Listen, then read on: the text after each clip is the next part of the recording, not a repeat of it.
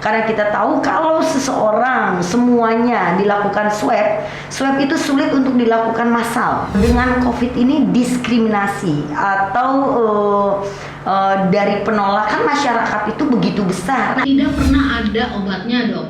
Yes. Nah, kalau belum ditemukan. Mudah-mudahan ke depan kalau tidak ada, kan kita tidak berusaha manusia. Ya, jadi sedang dicari obat apa kira-kira. Semua sekarang saat ini per hari ini semua kuning semua. Oh, alhamdulillah. Ya.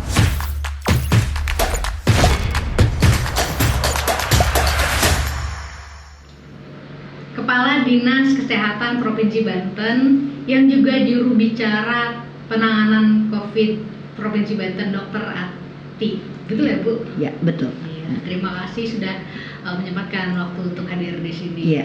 Dr. Ati. Saya boleh panggil Dr. Ati aja Ya, ya? boleh. Iya, Dr. Ati. Dok, takut COVID nggak sih, Dok, sebenarnya? Takut nggak ya? Tentunya begini, COVID sebenarnya nggak perlu ditakutin, tetapi bagaimana kita jangan sampai terkena COVID, itu intinya. Tapi pulang ke rumah setiap hari? Saya kadangkala seringnya nggak pulang karena selama COVID ini 3 bulan ini banyak hal yang harus kami lakukan percepatan kerja keras sehingga rata-rata kita harus standby di kantor 24 jam gitu. Tapi ketika pulang ke rumah keluarga itu pernah nggak khawatir misalnya? Ketika kami pulang ke rumah, tentunya setiap dari melakukan, saya kan mobile kemana-mana, terutama harus men-setting rumah sakit, men-setting laboratorium, juga ke daerah-daerah rawan untuk COVID ini. Setelah pulang, kita tentunya langsung buka bajunya, kemudian mandi, ya betul, mandi terusnya semuanya bersih-bersih, jadi ya terbebas dari itu semua. Nah, ini kan untuk Indonesia, di beberapa provinsi lain, Jawa Timur, Jawa Tengah, Jawa Barat, Bali, itu angka penderita yang positif COVID ini kan naik ya, Dok. Dan kemudian sementara di Banten sendiri ini angkanya stuck. Nah, kemudian memang itu ada beberapa faktor mungkin ya, kenapa angka itu bisa naik dan bisa terlihat tetap. Misalnya kayak track yang cepat, misalnya begitu dites rapid semua kemudian ketahuan bahwa banyak penderita, maka naik. Nah, kalau di Banten sendiri ini apa trackingnya yang lambat atau memang cepat ditangani? Waktu di Provinsi Banten sendiri udah mulai adanya COVID itu terhitung 10 Maret. Ya, di 10 Maret itu awalnya di Kota Tangerang, dan kemudian kami di bulan Maret itu urutan kedua terbesar se-Indonesia setelah DKI. Ya. Kemudian dari situ kami dengan angka berapa itu, Bu? Waktu itu cepatlah ya, terdapat 3 zona merah, yaitu semua Kota Tangerang, Kota Tangerang Selatan dan Kabupaten Tangerang. Di saat itu kami berupaya langsung men-setting, dan kebetulan memang di awal dari mulai akhir Februari kami sudah tahu bahwa di luar negeri sudah ada kasus, terutama di Wuhan, dan kebetulan ada pelajar yang asalnya dari Banten itu kami sempat memulangkan 7 pelajar. 7 pelajar. Iya, yang itu di mana? Wuhan, dia asli di Wuhan, dan itu tersebar di Kabupaten Tangerang, Kota Tangsel, dan Kabupaten Serang. Dan itu saya langsung yang menjemput mereka, kami pulangkan, Pak Gubernur mengongkoskan mereka datang 7 orang itu, dan kemudian kami periksa semuanya, mereka diisolasi dulu. Jadi setelah ada itu, wah ini tidak lama kemudian sudah bisa masuk ke Indonesia. Oleh karenanya kami langsung mempersiapkan berbagai sarana pelayanan kesehatan, dari mulai rumah sakit, bagaimana mensosialisasikan kepada seluruh rumah sakit yang ada. Direktur langsung dikumpulkan pada saat itu, Pak Gubernur langsung memerintahkan semua direktur rumah sakit dikumpulkan untuk mereka menyiapkan semua pelayanan kesehatan. Jadi ketika kami di bulan Maret tanggal 10 ada kasus, itu sebenarnya sudah setengah siap. Setengah siapnya kenapa setengah siap? Pertama kali kasus di Indonesia mencuat pada Maret. Iya. Kan sebenarnya sudah setengah siap. Iya, setengah siap. Kenapa belum full? Karena terutama di peralatan APD-nya kami itu masih minim sekali karena sulit. Kami punya uang. Pemerintah provinsi, pemerintah kabupaten kota punya uang, akan tetapi pada saat itu sulit pengadaannya. Memang barangnya nggak ada. Iya, barangnya langka dan sekalinya aja juga mahal sekali. Itu seperti itu. Nah, dari situ tapi kami dengan yang seadanya kami tetap lakukan tracing. Jadi tracing itu kami lakukan bahkan dari 28 Februari. Gitu, tracing kontak kita lakukan itu dan sampai saat ini. Jadi kalau dibilang stagnan sampai saat ini dari target yang telah ditetapkan WHO. Kalau WHO itu untuk rapid test itu targetnya 1% dari total jumlah penduduk, yaitu jadi sekitar 120.000. Tetapi yang sudah kita lakukan itu sampai dengan hari ini adalah sekitar 168.000 rapid test. Ya. Dan ini masih akan terus berlangsung. Kesulitannya tracing sendiri ini apa? Waktu awal-awal memang kita sedikit kita laksanakan terkendala waktu awal-awal. Kenapa sih sempat jadi zona merah tadi? Ketika kita lakukan tracing, laboratorium yang harusnya itu kita harus ke DKI Jakarta. Jakarta itu hanya seluruh Indonesia semua ke Jakarta. Jadi hasilnya pun kita pada saat itu sampai paling cepat 14 hari, bahkan 1 bulan. Iya, betul. Dan tadi peralatan VTM begitu-begitunya masih langka, sulit ya kami. Gitu. Jadi itulah terkendala daripada tracing kontak. Tetapi untuk tracing kontak ini salah satu penurunan indikator daripada COVID ini adalah melihat angka positif rate sebanyak apa pemerintah melakukan tracing kontak. Karena tadi angka kecil bukan berarti dia terbebas, karena COVID ini bagaikan fenomena gunung es. Terlihat cuma kecil, ya, tapi makanya perlu digali sebanyak-banyaknya. Ketika kita sudah melakukan tracing sebanyak-banyaknya, kalau memang benar-benar hasilnya sedikit, itu akan menggambarkan yang sesungguhnya. Kalau Banten sendiri sekarang berapa total jumlah penderitanya sih Bu? Oke, di Banten sendiri itu sampai dengan hari ini sekitar 1.300-an. Oh, yang positif. Ya, yang positif. Tetapi yang saat ini itu udah 1.000 lebih yang sembuh. Jadi sekitar 75% yang sudah sembuh. Jadi yang masih dirawat yang positif ini itu hanya tinggal 261. Dan kalau ngomong zona juga saya dengar hari ini ada penurunan klasifikasi yang tadinya merah di 3 kabupaten kota.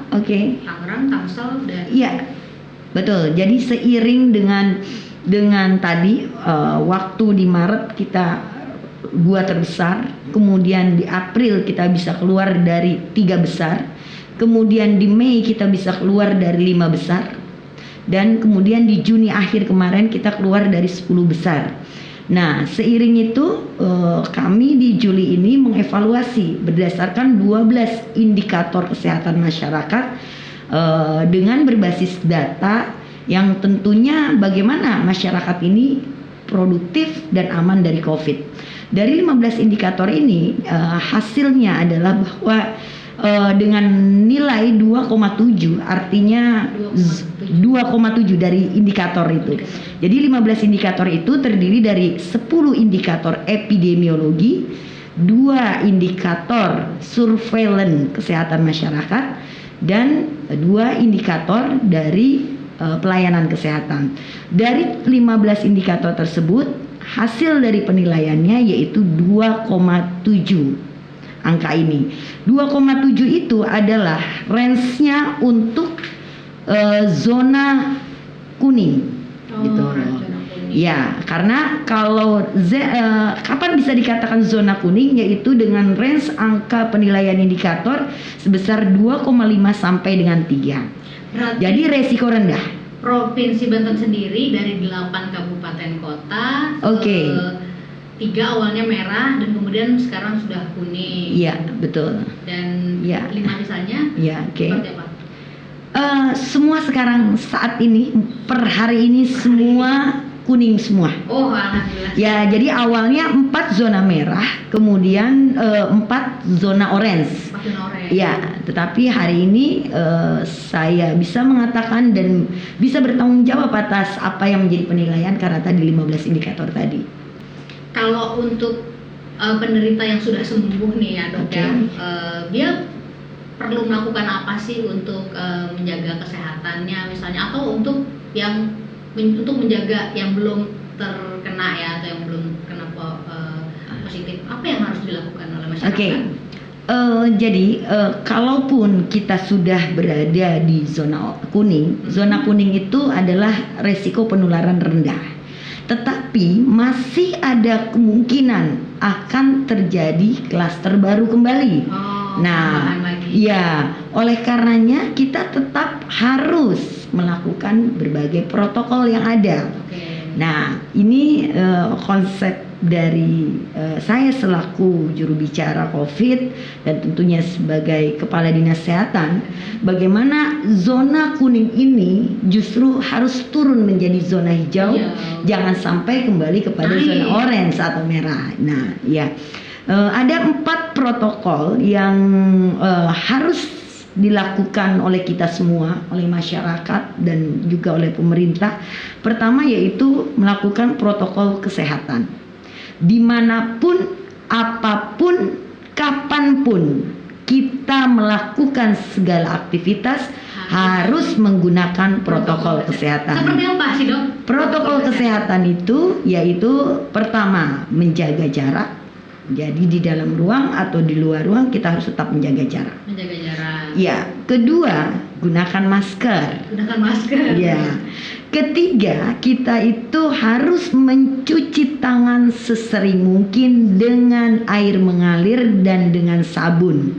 Jangan pernah menyentuh tangan kita menyentuh muka, terutama hidung dan mulut ketika kita belum mencuci tangan. Ya, gitu. Dok, ada terapi khusus nggak sih dok? Misalnya seperti yang sudah sering dibicarakan gitu ya, misalnya berjemur atau makan makanan tertentu atau minum vitamin tertentu, ada nggak sih? Oke, ya. Selain itu, selain tadi 3 itu, ditambah kita harus berperilaku hidup bersih dan sehat. Perilaku hidup bersih dan sehat itu adalah diantaranya kita harus istirahat yang cukup. Istirahat yang cukup. Olahraga yang teratur. Ya, istirahat yang cukup itu tidur biasanya yang terbaik adalah 8 jam. 8 jam. Ya, dalam sehari. Kemudian olahraga yang teratur, kurangi stres gitu. Kemudian makan makanan yang bergizi.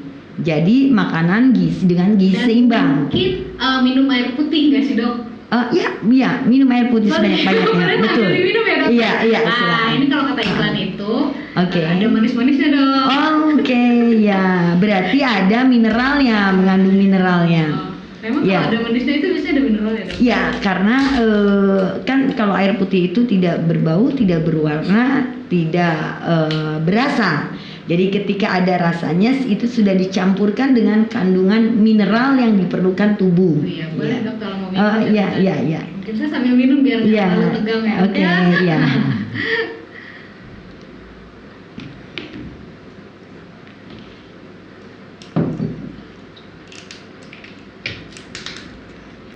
Nah, kalau berjemur sendiri, Ibu sendiri. oke, itu berjemur itu sebenarnya baik untuk vitamin tulang, ya, menguatkan tulang, vitamin D-nya. Tetapi kalau dalam penanganan COVID memang ini belum ada, ya, belum ada analisa atau kajiannya yang terbukti bahwa itu memang salah satu, ya. Tetapi memang itu bisa menyehatkan gitu. Dan ketika kita sibuk beraktivitas, dan biasanya ketika sibuk aktivitas makanan pun kita lupa mengkonsumsi makan. Nah, oleh karenanya perlu penambahan vitamin. Vitamin yang diperlukan saat penanganan COVID ini adalah vitamin C, dosis tinggi, kemudian vitamin B dan vitamin B. Ya, vitamin B kompleks ya itu, kemudian vitamin E. Oh, mungkin kalau misalkan kita menjaga kesehatan dan imunitas tubuh, maka memang agak lebih sulit untuk si virus ini bisa. Jadi memang sifat dari virus ini sampai saat ini tidak pernah ada obatnya. Karena sifat dari virus sendiri adalah self-limiting disease, sembuh dengan sendirinya, dengan daya tahan tubuh yang baik, melalui tadi makanan yang bergizi, istirahat yang cukup, kemudian kurangi stres dan olahraga, otomatis daya tahan tubuhnya baik. Tidak pernah ada obatnya, Dok? Yes. Nah, kalau belum ditemukan. Mudah-mudahan ke depan kalau tidak ada, kan kita tidak berusaha manusia. Jadi sedang dicari obat apa kira-kira. Ya. Untuk vaksin nih, Dok ya. Oke. Kalau di beberapa rumah sakit di kota-kota besar seperti misalnya di Dr. Hasan Sadikin Bandung atau di Manado, itu ada uji coba obat yang baru dikeluarkan oleh WHO dan vaksin yang dari Cina yang mungkin sekarang itu lagi populernya Solidarity Trial. Itu terhadap 2.000 orang gitu. Nah, kemudian kalau untuk Banten sendiri ada nggak sih Bu untuk tes yang obat WHO dan vaksin dari Cina ini? Tempat-tempat yang dilakukan penelitian itu di beberapa rumah sakit pendidikan, yaitu seperti Airlangga, kemudian Hasan Sadikin, karena Airlangga punya Universitas Airlangganya, Hasan Sadikin itu kerjasama dengan Unpadnya. Nah itu yang dijadikan tempat tadi untuk trial, apakah obat-obat ya kombinasi itu pun sampai sekarang tadi belum mana sih sebenarnya obat yang ada. Begitu juga vaksin, jadi gitu. Karena tadi COVID ini virusnya itu beregenerasi terus, kadangkala tidak sama di setiap negara. Jangankan negara, di setiap daerah aja belum tentu sama jenis virusnya. Terus dia bereplikasi. Kalau kloroquine itu kan sudah ditarik ya, Dok ya, sama WHO. Itu kalau di Banten masih dipakai nggak itu kloroquine? Saat ini bukan hanya di Banten, tetapi di beberapa negara dan Indonesia masih menggunakan kloroquine. Tadi ketika apalagi terutama puncak-puncak kemarin COVID itu di Mei, di Juni, begitu paniknya gitu kan, yang dirasakan bukan hanya Indonesia tetapi juga negara-negara lain ya mencari obat apa sih gitu loh, dicoba semuanya. Ya, kloroquine masih digunakan di Banten dan di tempat-tempat lain masih digunakan, tetapi ada kombinasi lainnya selain kloroquine. Kita juga pakai oseltamivir, kita juga pakai antibiotiknya pakai azithromycin. Avigan mungkin dipakai juga. Avigan itu adalah jenis oseltamivir, antivirusnya. Ya, kalau di Indonesia Avigan mungkin masih sulit didapat karena kan Avigan itu adalah dari Jepang ya itu, dan itu kita belum mendapat. Kita masih pakai menggunakan oseltamivir, tapi sama-sama antivirus. Isi daripada Avigan itu salah satunya dari berarti pasien di Banten menggunakan obat. Ya, kombinasi tadi azithromycin, oseltamivir, kloroquine, dan kombinasi vitamin tadi, vitamin C, vitamin B, dan vitamin E. Nah, ada juga yang di daerah-daerah lain menggunakan plasma darah pasien yang sudah sembuh. Kalau di Banten itu diterapkan nggak, diaplikasikan? Ya, ini kalau plasma darah ini lagi-lagi masih sedang uji coba. Dan salah satu tempat uji coba plasma darah ini ada di Banten ini, yaitu di Rumah Sakit Ciputra Tangerang. Ya, Ciputra Tangerang. Rumah Sakit Ciputra Tangerang itu sedang masih uji coba plasma itu penerapan. Dan ini lagi-lagi belum membuktikan bahwa dengan ini lalu bagus gitu. Jadi kita semuanya menggunakan uji coba, bahkan dengan pasien-pasien terutama yang komorbid, yang positif COVID ini sedang juga dilakukan menggunakan cuci darah. Hemodialisa. Dengan hemodialisa diharapkan metabolisme darah di dalam tubuhnya menjadi lebih baik. Ini juga dilakukan juga di rumah sakit yang ada di Banten ini. Tapi kalau di Banten sendiri sudah ada sampel-sampel yang sudah menggunakan plasma darah, Dok? Untuk uji coba tadi sejauh mana sih maksudnya? Saya belum bisa katakan itu. Oke. Iya. Nah, Dok, kalau di Banten sendiri ya, yang saya dengar kan memang ada banyak penolakan rapid test. Masyarakat menolak untuk dites rapid gitu kan. Ini sebenarnya seperti apa sih, Dok, harusnya? Gimana? Jadi begini. Awal mula penolakan rapid test ini bermula dengan banyaknya rapid test yang berbayar. Dan harga berbayar rapid test ini begitu variatif. Bahkan ada yang nominal dari 350.000 sampai dengan 750.000. Dan itu setiap beberapa item dengan adanya protokol kesehatan yang diterbitkan oleh BNPB bahwa setiap melakukan perjalanan itu harus sudah dilakukan rapid test atau swab PCR.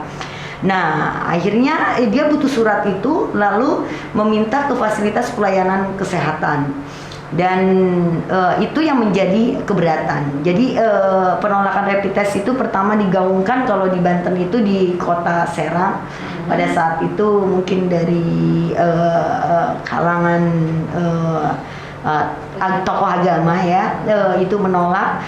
Tapi setelah kami bekerja sama dengan juga MUI, dengan juga Kementerian Agama, dan Kandepak, melalui Kandepaknya kemudian kita berdiskusi apa sih yang menyebabkan menolak. Jadi dan juga selain itu ada kekhawatiran takut. Ketika dinyatakan positif, kita tahu atau reaktif, kita tahu bahwa dengan COVID ini diskriminasi atau dari penolakan masyarakat itu begitu besar. Nah, emang prosedur penanganan COVID sendiri itu seperti apa sih, Bu? Dari ketika dinyatakan positif pasien? Jadi ketika kalau dari mulai rapid test, kalau rapid test itu hasilnya reaktif atau non reaktif. Tujuan daripada rapid test ini bukan merupakan sebagai diagnosa untuk COVID. Tetapi dia itu hanya untuk men-screening. Di era pandemi ini dia hanya itu untuk men-screening awal. Karena kita tahu kalau seseorang semuanya dilakukan swab itu sulit untuk dilakukan massal. Karena tadi keterbatasan waktu, lama pemeriksaannya, kemudian peralatannya begitu mahal, laboratorium yang tersedia juga masih sedikit, maka itulah yang banyak kendala. Oleh karenanya di pandemi ini, walaupun itu rapid test ini bukan merupakan diagnosa pasti, tetapi dia dapat untuk melakukan screening awal.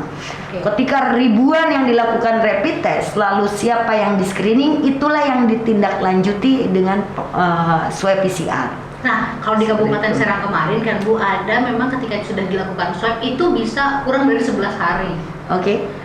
Banten sendiri ada nggak sih, Bu, metode swab yang cepat keluar hasilnya? Jadi yang tadi saya awalnya kami tidak mempunyai laboratorium rujukan yang ditetapkan. Jadi kalau laboratorium rujukan COVID ini yang menetapkan hanya Menteri Kesehatan, gitu, melalui BBTKL atau Litbangkesnya.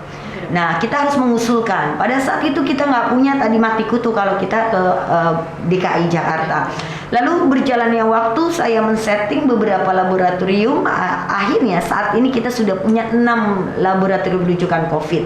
Dan termasuk adalah Labkesda Provinsi Banten. 6 laboratorium rujukan COVID di Provinsi Banten. Di mana itu mungkin? Untuk UIN, FK UIN itu saya sengaja men-setting itu untuk memfasilitasi orang-orang Tangerang Selatan. Kemudian Kabupaten Tangerang itu kita punya lab RSUD Kabupaten Tangerang. Untuk Oh, memang di daerah-daerah yang oranye sampai merah ya? Ya betul. Kemudian kita juga ada di Labkesda Kota Tangerang untuk Kota Tangerangnya.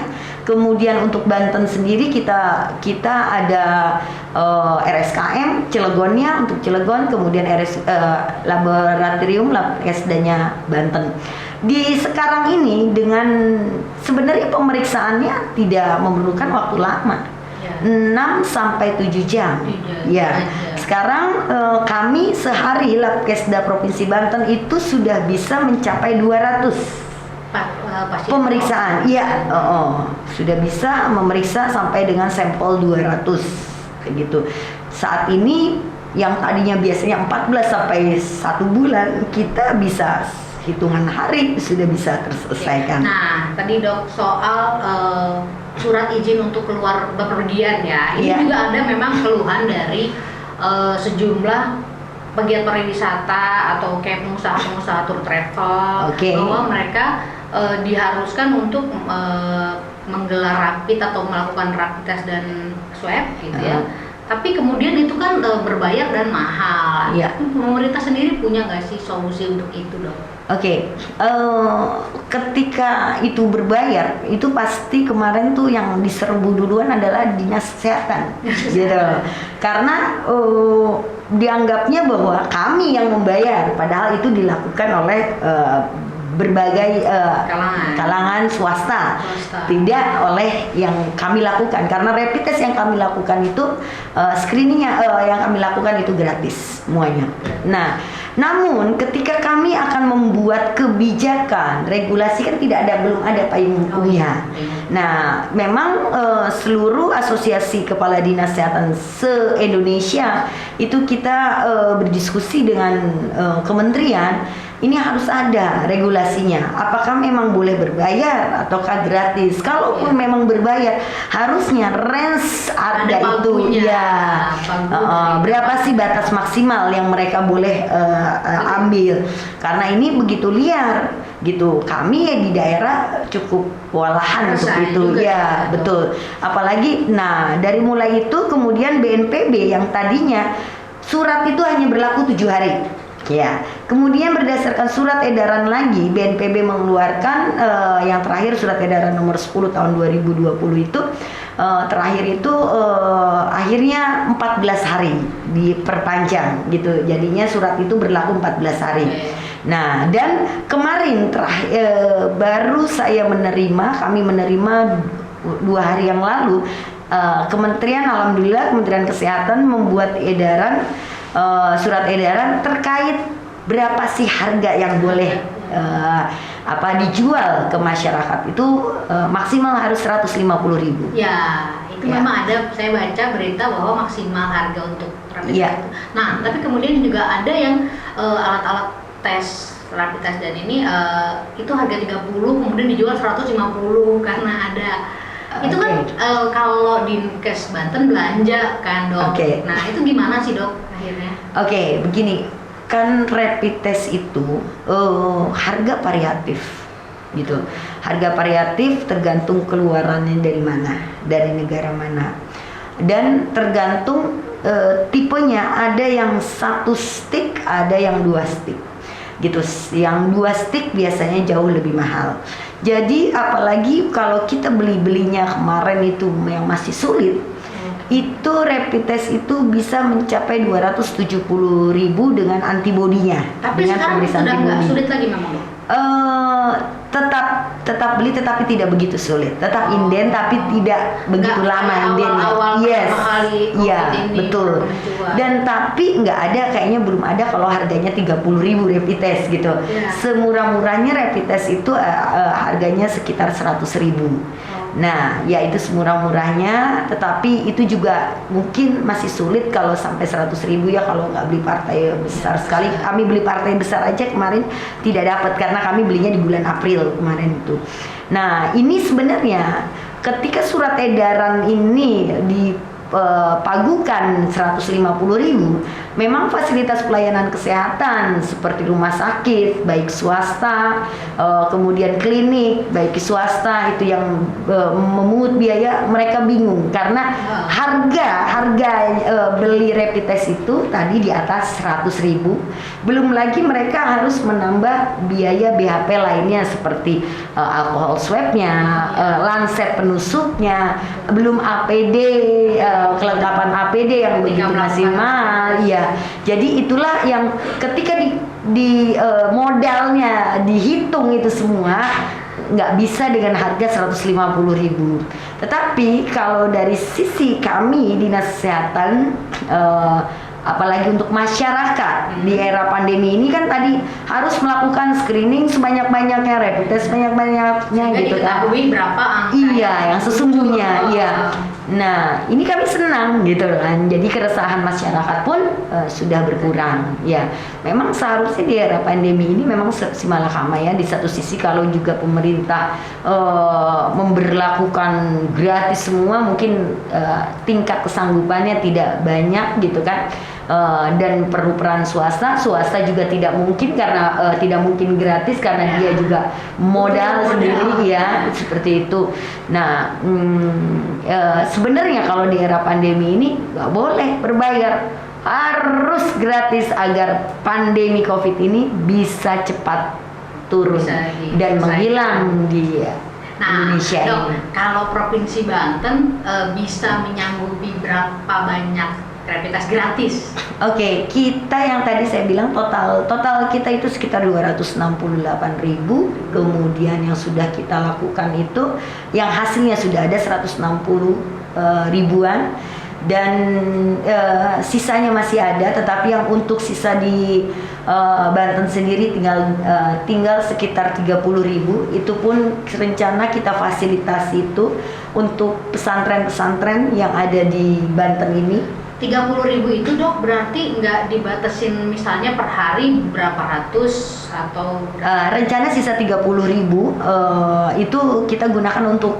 pesantren-pesantren. Jadi ada permintaan pesantren untuk melakukan rapid test. Memang tidak secara umum tapi dijatah sama pemerintah provinsi. Iya, karena kita tahu pesantren yang ada di Provinsi Banten itu lebih dari 400. Kemudian satu pesantren siswanya akan bervariasi, ada yang sampai ribuan. Nah, kami jadi akhirnya setelah kami jadi sempat ini kami itu sempat diskusi dan berkumpul dengan forum pesantren, kemudian para kiai, ulama, dan mereka dengan kondisi ini kalau memang ingin gratis tentunya terutama untuk siswa-siswa yang berada di zona merah, dia datang dia harus direpit gitu. Jadi 30.000 ini nanti akan untuk pesantren sekitar berapa persen?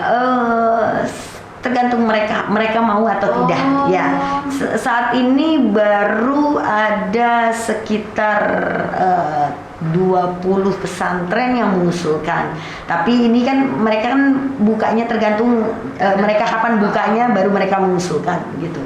Nah, angka 30.000 ini dok ada kemungkinan penambahan nggak untuk APD dan APK?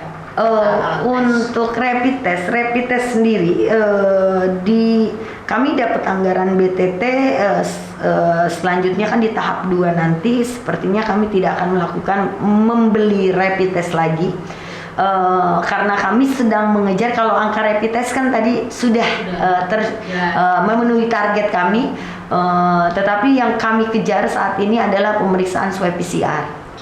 Memang bedanya pemeriksaan rapid dengan swab PCR itu? Oke, kalau rapid test itu yang diperiksa itu antibodi seseorang.